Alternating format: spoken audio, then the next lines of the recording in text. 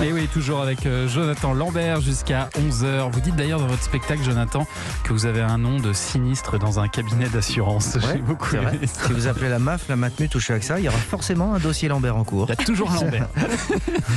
C'est pas spécialement que les Lambert ont des problèmes. Hein. Non, mais c'est Mais qu'il y a c'est un beaucoup de prénom. Lambert, donc Bah, forcément, et ben la preuve. il y a beaucoup de problèmes. Et je vais vous dire même l'adage, un Lambert peut en cacher un autre, puisque notre invité média ce matin est l'acteur qui sera ce soir chanteur. Lambert Wilson est avec nous. Bonjour Lambert Wilson. Bonjour, c'est vrai qu'il y a beaucoup de Lambert là. Ah oui, c'est vrai. On va parler de votre concert ce soir sur C8, mais d'abord la rencontre au sommet entre les deux Lambert les plus célèbres de France, un grand moment de radio, d'autant que j'ai appris que vous aviez une passion commune. Est-ce que vous savez laquelle? Est-ce que vous avez une idée l'un ou l'autre? Bah moi, c'est le ménage, je l'ai dit. Donc Non, est-ce alors, que... c'est pas ça. Moi aussi, c'est le ménage, j'adore le ménage. Alors, c'est une autre passion à laquelle je pensais, c'est votre passion perruque en commun. Ah oui. Puisque j'ai appris que vous faisiez des soirées perruques, Lambert Wilson, c'est vrai ça? Oui, parce que là où j'habite en Bourgogne, il y a une boutique de farce et attrape et en fait, ils bradent de plus en plus le prix des perruques. Alors du coup, je continue à en acheter et on passe toujours une très bonne soirée avec des perruques. Et de toute façon, avec ou sans perruque, vous savez à peu près tout jouer, de l'abbé Pierre au commandant Cousteau, en passant par le général de Gaulle, ou même Céline Dion. Mais là, c'est pas l'acteur que l'on retrouvera ce soir à 23h20 sur C8, mais bien le chanteur, le baryton, même dans un récital des plus belles mélodies françaises et américaines du début du XXe siècle, à l'occasion de la clôture du Festival de Paris. On écoute.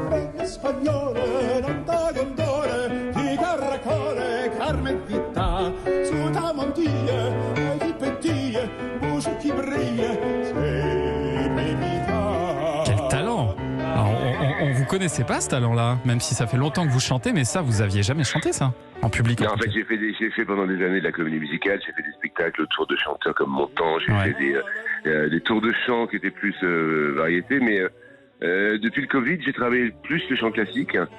C'est Et ça. en fait, ça a donné naissance à ce répertoire-là. Je viens de chanter là il y a quelques jours. J'ai la voix cassée un peu ce matin. Pas de problème. Je viens de chanter. Pardon. Soirée perruque, peut-être. Oui, c'est ça. J'ai mis trop le feu. Oui. En fait, non, je viens de chanter du Bach, par exemple, des cantates de Bach avec des instrumentistes baroques dans 2 églises, à Pontoise et aussi dans ma région en Bourgogne. Je crée un festival de musique à Tonnerre et de musique classique. En fait, c'est le Covid. Le Covid, je suis resté enfermé et puis voilà, j'ai travaillé tous les jours, beaucoup plus. Ce répertoire-là. Alors, on va dire, c'est un peu une marotte dans la mesure où je reste acteur et que c'est pas ça qui va faire avancer le schmilblick de ma carrière d'acteur.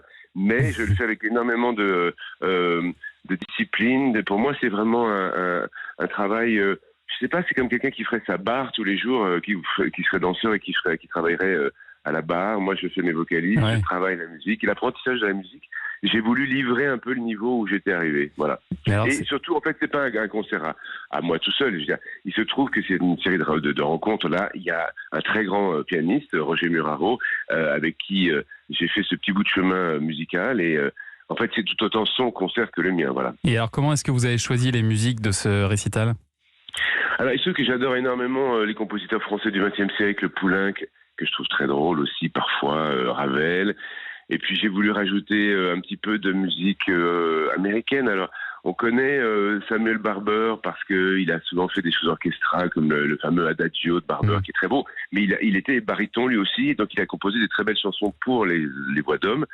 Et puis aussi du Kurt Weill parce que voilà, je fais parallèlement aussi un autre concert autour de l'œuvre de ce compositeur allemand qui avait fait notamment le Parade Katsu, des choses comme ça formidables en Allemagne. Et ça s'est fait un petit peu au gré des découvertes, voilà. Et alors c'est vrai qu'habituellement sur C8 on danse plutôt les sardines avec Cyril Hanouna ou Patrick Sébastien. Comment est-ce que vous avez fait pour les convaincre de ce projet? C'est particulièrement original sur cette chaîne.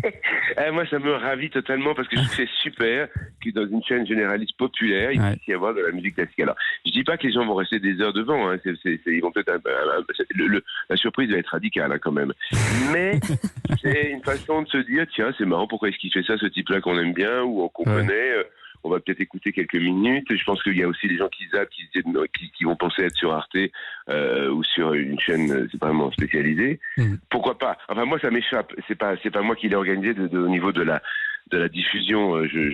J'en suis ravi parce que je pense qu'en passant sur une chaîne comme C8, on va se retrouver effectivement sans doute face à beaucoup plus de monde, Oui. même si Oui, ce sont oui. des gens qui vont être même si ce sont des gens qui vont être surpris. Et c'est vrai qu'il faut un peu s'accrocher dans la mesure où ce sont des compositeurs qu'on n'a pas du tout l'habitude d'entendre. On commence par un compositeur français de l'époque de Debussy qui s'appelle Repart, personne ne chante.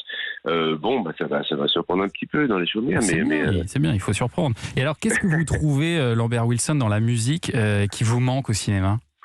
Alors le partage. Je trouve qu'avec les musiciens, quand on fait de la musique, parce qu'on est lié par une partition, c'est une aventure qu'on commence à la première mesure, qu'on termine ensemble, et en principe on est resté ensemble pendant toute l'œuvre, et c'est quelque chose de jubilatoire. J'ai l'impression qu'au théâtre et au cinéma, et surtout au cinéma, c'est un peu chacun pour soi, quoi. Les égos sont plus surdimensionnés. On est moins dans la sensation de partage. On l'est plus avec une équipe de technique sur un film, je veux dire, qu'avec les acteurs. Or, les musiciens, je les respecte beaucoup et je recherche leur compagnie parce que je trouve que après toutes ces années de travail insensé qu'ils ont dû fournir pour être au niveau, ils restent dans une certaine humilité que je trouve très saine et moi dont j'ai besoin. C'est ça, il y a plus d'humilité chez les musiciens que chez les acteurs. Oui. Alors il peut y avoir beaucoup plus il y a des divas aussi chez les musiciens. Il y a des gens qui se prennent pas pour rien, mais c'est toujours fondé sur un vrai travail, une exigence, et c'est ça que j'admire et ça me manque. Là, par exemple, quand on a fait ces deux concerts avec les musiciens baroques autour des cantates de Bach, c'était joyeux, c'était des jeunes musiciens. Il y avait vraiment, ça circulait. Là, c'est une certaine joie qui circule, et je peux vous garantir que ça, je trouve ça très très rarement sur les tournages. Bon, vous n'allez pas abandonner le cinéma pour autant, hein. Non, pas du tout. Il y a plein de trucs qui vont sortir. Mais oui, et puis, notamment Matrix. J'ai vu le 4e volet de Matrix qui est sorti la semaine dernière, dans lequel vous reprenez votre rôle. Il vient de sortir. C'est ça. Très brièvement. Et le public qui a déjà vu le Matrix 4 sait que ma participation, faut pas cligner des yeux, mais le Mérovingien revient. Faut pas y aller pour vous, quoi, c'est ça. Non, mais c'est une bonne surprise en même temps. Il est rigolo. Il a pris très cher. Il a pris très très cher, le Mérovingien. Mais il a encore quelques belles sorties grossières. Mais là, elles sont plus modernes. Je me suis fourni auprès de spécialistes et elles vont faire rigoler plus d'un Français. Et puis il y a plein de trucs qui vont sortir encore. Voilà.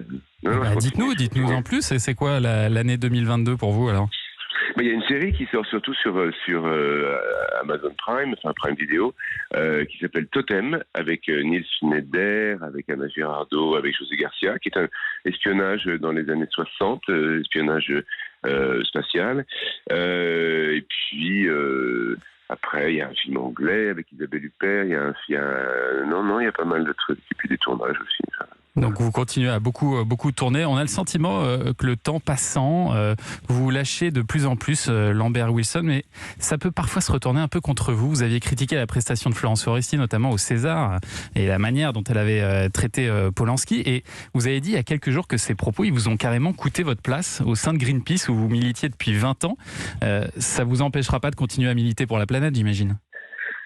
Pour la planète, non. Pour Greenpeace, oui. Clairement, j'en aurais plus l'occasion, puisque moi, je me suis fait effectivement virer par la maison, simplement parce qu'on a considéré que les souscripteurs ont considéré que la maison Greenpeace pouvait pas héberger un porte-parole qui puisse soutenir. Il y a eu un amalgame total entre ce que je pouvais reprocher à l'une et ce qu'il pensait de Polanski en général. Donc du coup, il y a eu un énorme amalgame. Ça m'a donné envie de me taire en général, de ne plus prendre position, parce que finalement, j'ai l'impression que tout était formé sur les réseaux en permanence. Très difficile de continuer à prendre la parole. Mais bon, sans doute, je pourrais pas m'empêcher ni de m'engager, ni de dire des grosses bêtises, parce que c'est un peu ma spécialité quand même. Est-ce que ça vous a coûté des rôles aussi ? Curieusement, non, parce que dans les jours qui ont suivi cette prise de position, j'ai reçu une proposition que j'ai tournée au mois de mai, qui a été un film qui a été écrit par 3 femmes et qui sont des femmes plutôt féministes. Et donc, je me suis dit, non. Enfin, j'ai reçu aussi au sein de votre maison, d'ailleurs, des messages de journalistes féminines qui ont soutenu ma prise de position. Et donc, moi, j'arrive à faire abstraction de tout ça. Je Ouais. me mets dans une bulle et puis je suis pas sur les réseaux sociaux du tout. Je fais l'autruche complètement. C'est ça. Bon, et puis il y aura toujours la musique avec vous. Et pour écouter ce récital de Lambert Wilson, rendez-vous ce soir à 23h20. C'est sur C8 pour ce concert qui a été capté au Théâtre de l'Œuvre à Paris. Merci beaucoup Lambert Wilson. Merci et bonjour Lambert. Merci. On embrasse tous les Lambert qui nous écoutent. Dans un instant, on va partir en vacances avec vous, Jonathan Lambert. À tout de suite sur Europe 1.